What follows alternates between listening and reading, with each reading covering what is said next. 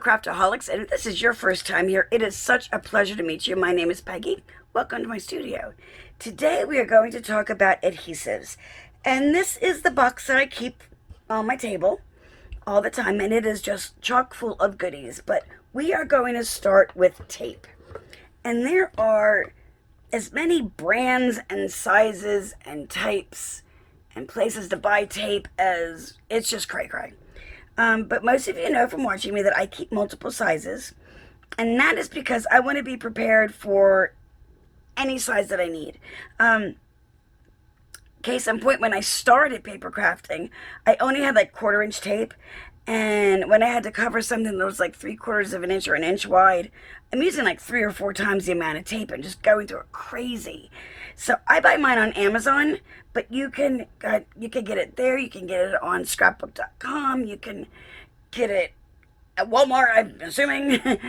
Just do a search and look for crafting tape. But like I said, it comes in many types too, and this is what is kind of known as tear tape, just because it tears very easily. And again, it comes in a multitude of sizes. Sorry, guys. Anyway, I apparently I didn't sleep as well as I thought I did last night. Anyway, on scrapbook.com, they even have, I've seen 2, 4, and 6-inch wide rolls, which do come in handy if you're making albums.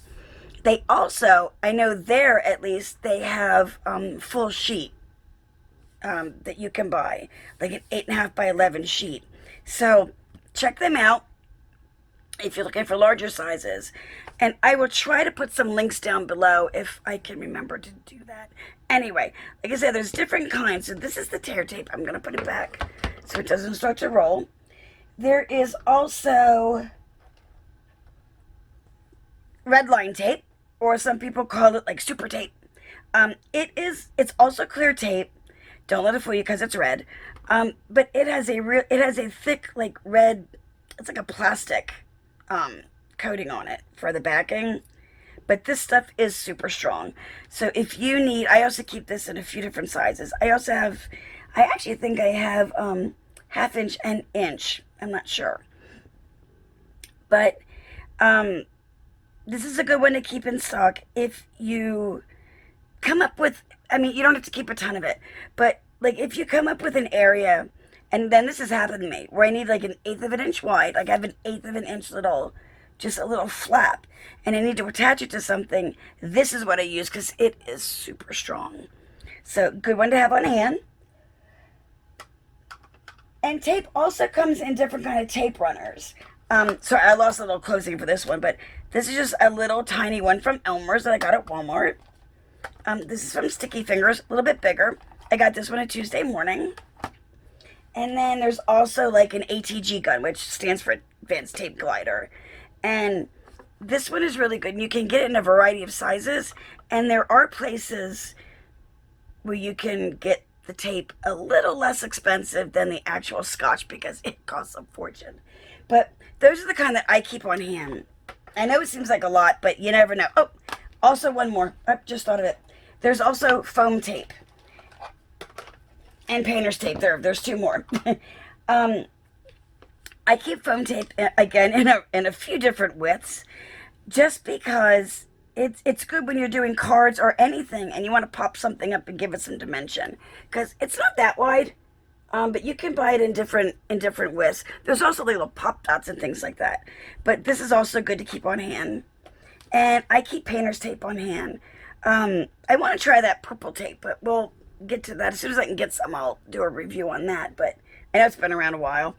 But I use this because I do a lot of die cutting as well. And I use this to attach my dies down to the paper and to make sure they don't move around. It's a really good one. Again, if you do a lot of die cutting, keep on hand.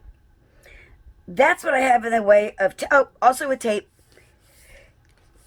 You need something to cut it with, usually, to tear it with. But with all adhesives, I also keep a adhesive eraser on hand. Any little bit of tape that's still sticking out, possibly when you put something together, or glue that seeps out, takes it right away, and it doesn't leave a mark. So and this one, I got a Dollar Tree for $1. I've also got them on Amazon, and I paid over $4 for it.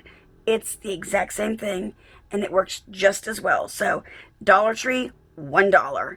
Definitely get that. On to glues, there's a bunch of different kinds. Mod Podge isn't really a glue, but I use this. Well, actually, I'm making a journal for myself. Some of you, I guess, know that I have fibromyalgia, really severe, and I am making a fibro journal to kind of write down what I'm feeling and how I'm feeling, but I'm making it super pretty, super girly, super feminine to make me feel better. But that's beside the point. And if you guys want to see that process, let me know, and I can do videos on it. Not a big deal.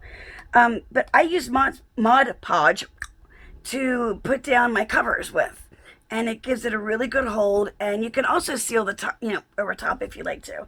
And I usually keep matte on hand because I don't like the shiny surface, but I do have a couple different ones like shimmer and stuff like that, just little bottles. But I always keep Mod Podge on hand. Let's see. This is Tombow. This is the mono liquid glue. And it's kind of cool because it has a little pen tip for fine. And then it has this really, and mine is just a mess, this large rubber applicator for larger pieces. And you can also smear it around. This is not my favorite glue, I will say, to use for making a project. And I know there are people that swear by it. It's just my personal preference. But what I do keep this on hand for is when I make envelopes. Okay, this glue, okay. I use this to seal them, but not completely. And I get to that right now.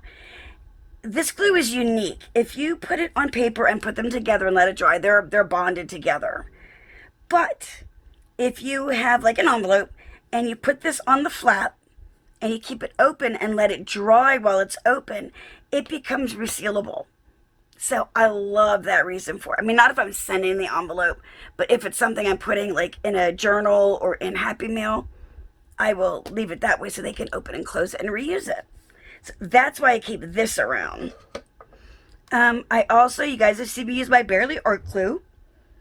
And this is awesome glue. I also have used Art Glitter Glue, which is just amazing as well. And I have used Reptile Glue. All three are good in their own ways, but Barely Art, it really grabs your project good, and it has a pretty quick drying time. But I really like the bond that you get with this, and I highly, highly recommend it. Another one I keep on hand, well, I can pull the bottle out. It says Sweet Sugar Belle, which that's not what it is. It is Fabri-Tac. And the reason it is in this icing bottle is, again, I have a hard time, with bottles. And, well, I'm so sorry, guys. I did not mean to yawn. That was so rude. I apologize completely. This bottle is really thick plastic, and it can get hard to squeeze, and I had little problems with my hands. This is very soft, so that's why I put it into here. It just makes it a lot easier. But this is awesome. It will grab fabric and bond it to paper like nobody's business. So I highly recommend keeping this on hand. Even if it's a smaller bottle, it doesn't matter.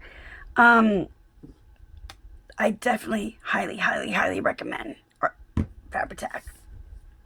The last type of glue that I keep on hand are glue sticks. And I happen to have Elmer's right now. And I have two different kinds, because this one is the Craft Bond, and it is, I hope it focuses on that. Probably not. It's repositionable.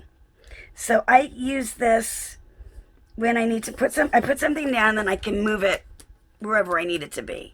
And it's always removable. And I love that for that reason. This one is their Restick. And my camera is not focusing very well, is it? Is the Restick. And this is good when I'm putting down something that when my hands are shaky. If you cover, even on your glue, because it does dry, you get 5 minutes to reposition things, and then it sticks. And it also has a really good bond. But I love having that wiggle room. It makes it, oh, I'm sorry guys, I'm shaking you like crazy. It definitely helps in certain situations.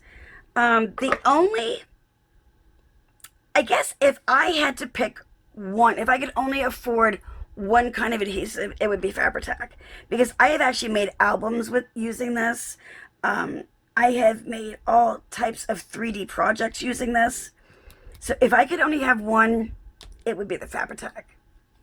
But I hope that you enjoyed this video. I know it wasn't very long, but Mondays usually aren't. But if you did enjoy it, please subscribe to my channel if you'd like to see other videos like this. And when the bell appears, if you click all on the drop-down menu, YouTube should notify you every time I upload a video.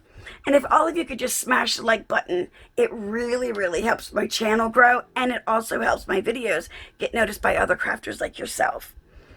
I hope you all have a good day. If you have any questions, put them down in the description below, or not below, but in the comment section. You know what I mean. And I will get back to you as soon as I can. That's all I have, and I will see you in 2 weeks for another Paper Crafting 101. Have a good one, guys. Bye.